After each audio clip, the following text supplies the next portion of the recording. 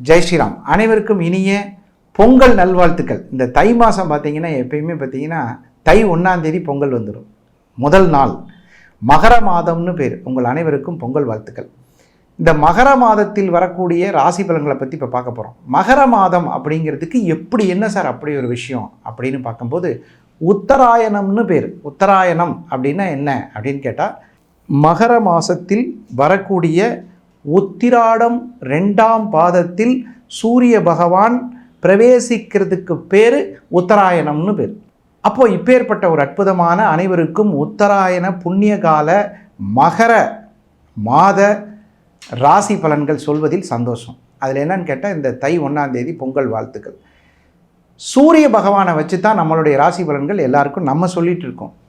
அது சந்திரனை பேஸ் பண்ணி எப்படின்னா ஒருத்தருக்கு லக்னம் என்று சொன்னால் அது உயிரை குறிக்கக்கூடிய விஷயம். ராசி என்றால் உடலை குறிக்கக்கூடியது.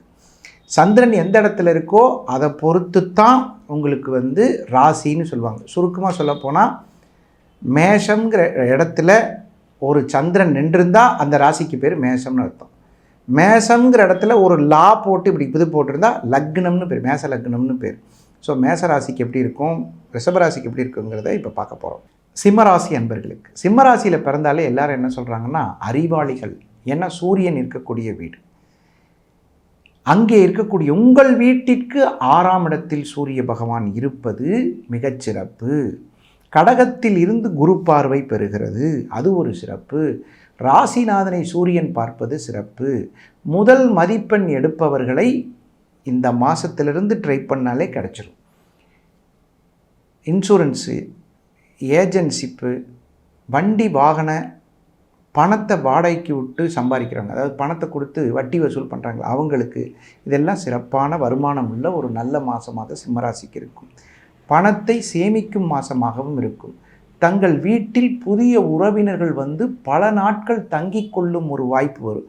என்னப்பா எங்கள் வீட்டுக்கு வரவே மாட்டேங்கிற அப்படிலாம் சில பேர் கேட்டே இருப்பாங்க. ஒரு நாள் வந்தால் சரி நாங்கள் வாட்டில் இருந்துக்கிறோம், ஒரு 10 நாள் இருந்துட்டு போகிறோம் அப்படிங்கிற அளவுக்கு உங்களுக்கு வாய்ப்புகள் வரும்.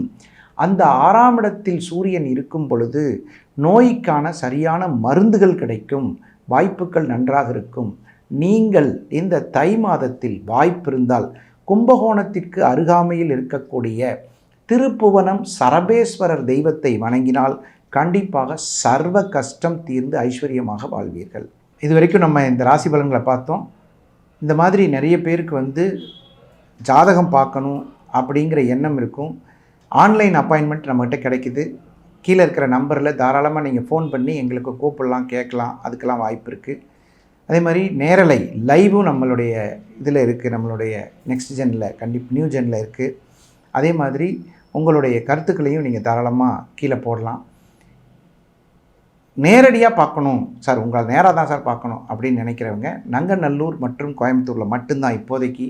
ஆக்சுவலாக நம்ம மதுரை, சென்னை, ஒசூர் எல்லா இடத்துலையும் இருந்தோம். இப்போ இதுக்கப்புறம் நம்ம அதை பண்ணுறதில்ல.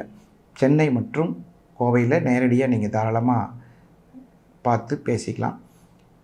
மிக குறைந்த தொகையில் உங்களுக்கு ஒரு சரியான தீர்வுகள், தெளிவான பரிகாரங்கள், அதாவது எளிய முறையில் உங்களுக்கு பிரச்சனைகளை சால்வ் பண்ணக்கூடிய சுகர் நாடி பற்றிய ஒரு அற்புதமான விஷயங்களை உங்களுக்கு கண்டிப்பாக சொல்கிறோம். மீண்டும் ஒரு நல்ல நிகழ்ச்சியில் சந்திக்கும் வரை விடைபெறுவது உங்கள் நல்ல நேரம் நாகராஜ், நங்கநல்லூர் மற்றும் கோவை. வணக்கம்.